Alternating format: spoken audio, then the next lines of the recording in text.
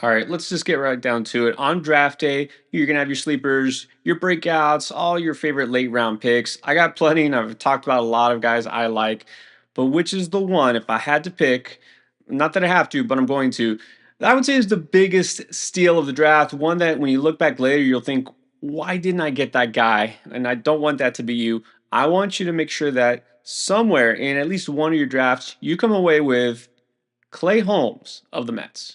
The more I look at it, the more I do drafts, dig into the ADP and see who's available towards the end of my drafts. He's a player I just keep going back to and saying, why not take a chance on the breakout here? Why aren't more people really invested in the potential breakout? This just feels a whole lot like last year's Garrett Crochet to me. A guy that had that potential, but some people were just afraid to take a chance on someone going from the bullpen to a starter role. And he's in even better position than Crochet. And look, for all the things you could say about the way Crochet ended last year, he's clearly in a better situation not being on a historically bad White Sox team. Holmes will be with the Mets, who should be pretty good this year. This also will remind me of another player maybe you like a little bit better, Ronaldo Lopez, who wound up being a steal. I can't even say on draft day because he wasn't even drafted most places last year. He was just plucked off of waivers. Before I start doing the comparisons with other pitchers, let's explain why Clay Holmes is such a great pick this year and why he could be a steal in your draft. Now, you know Clay Holmes as a closer for the Yankees the last couple of years, and unfortunately, Yankees fans know him as the closer who blew a lot of saves. In fact, a league leading 13 blown saves last year and lost that job towards the end of the season. So that's not a very good taste in your mouth for anybody who had Clay Holmes in any way because you were counting on an elite closer and then you wound up with a guy who you just couldn't trust. So for some people, I know this feels almost like okay, well, you couldn't hack it in the ninth inning. Let's make you a starter instead and see how that goes. It's not that simple. Clay Holmes was drafted by the Pirates and started out initially as a starter, and that was the plan for him. It didn't go that great. Let's just be honest, right? He had 4 turns back in 2018 with Pittsburgh and just wasn't quite ready for the bigs. Got converted to the bullpen, which happens to a lot of pitchers, right? And then he stayed there. And then when he went to the Yankees, that's when he experienced the breakout, became an all-star, one of the top closers for a couple of years. And it was only until the very end, about August of 2024 last season, that things kind of started to unravel. And even at that, I mean, let's face it, it was not a bad season. He wound up with a 3.14 ERA, 1.30 whip, and he still did collect 30 saves. The 2.87 Sierra says that he really was even a little bit better than his ratios indicate. And his 322 BABIP was the highest since his rookie season. And look, he owns those blown saves, right? I'm not implying that it was just bad luck, that he was great and you just didn't know it.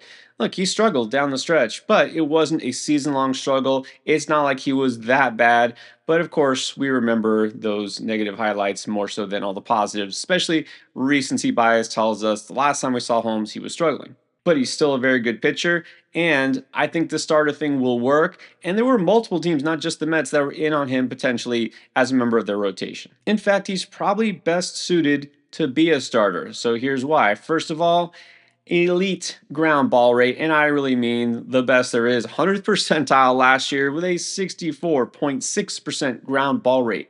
That's what you want to see from any pitcher, but especially, I would say more so as a starter who can deuce those ground balls over the course of multiple innings and not leave it up to the hands of the defense, let's say in a ninth inning situation. And of course, he got the nod as a closer because he's not just some soft tosser who's trying to rely on his defense. 96.6 average on that sinker. And I say sinker because that is his fastball, or at least was his only fastball. I'll get to that in a second.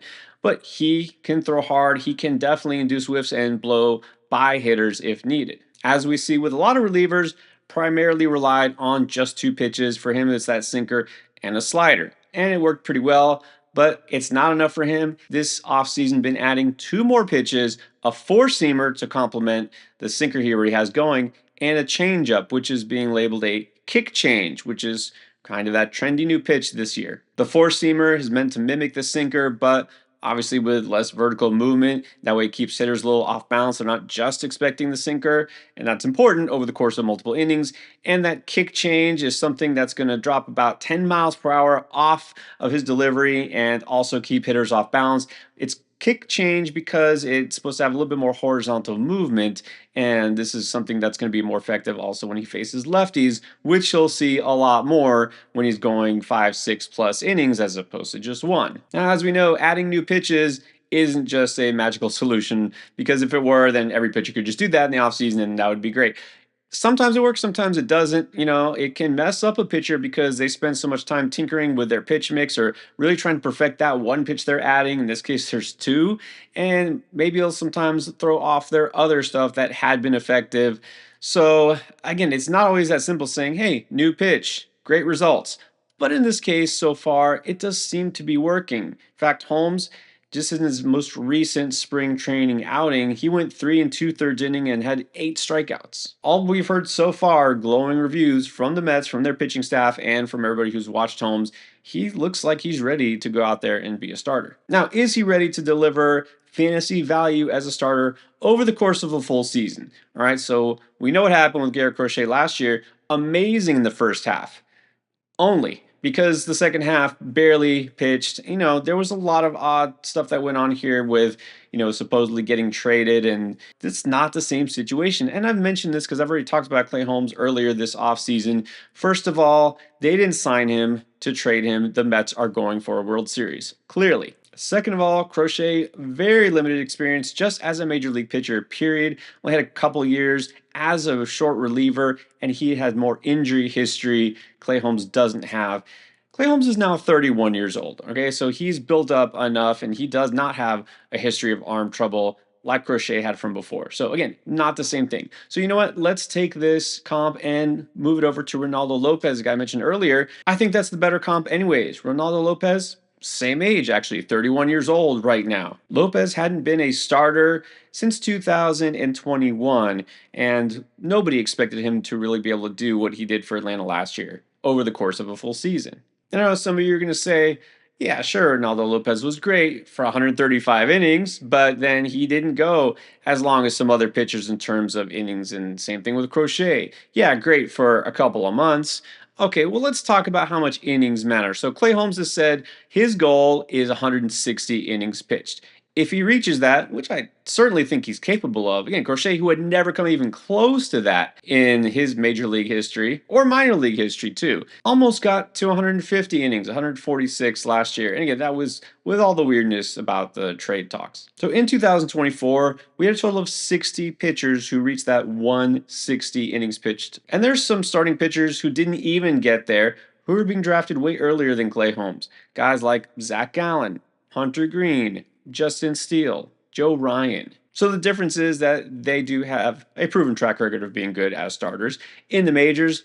But are you going to tell me that really Clay Holmes has more risk of not getting to that level, of getting injured, than basically any other pitcher in the major leagues? We've seen two of these supposedly safest pitchers that you could take early, in Garrett Cole and George Kirby, go down before we were halfway through spring training. There is no such thing as a safe pitcher anymore. There just isn't. And if all you're looking for is a guy to get you 180, 190, 200 innings, well, good luck. There's a small percentage of those guys who will be taken at the very beginning of your fantasy drafts. How about a guy who could get you maybe 160 and give you good ratios and a lot of wins?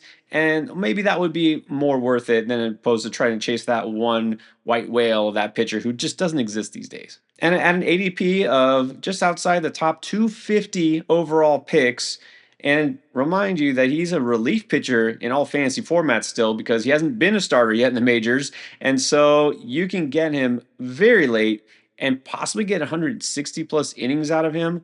I'll take it. You have to keep in mind that for fantasy baseball, you will not win based on just one player's performance alone. Shohei Ohtani last year was, okay, pretty close to it, but still, you will have a lot of people who had Ohtani and didn't win, and vice versa. It takes a team, it takes a squad.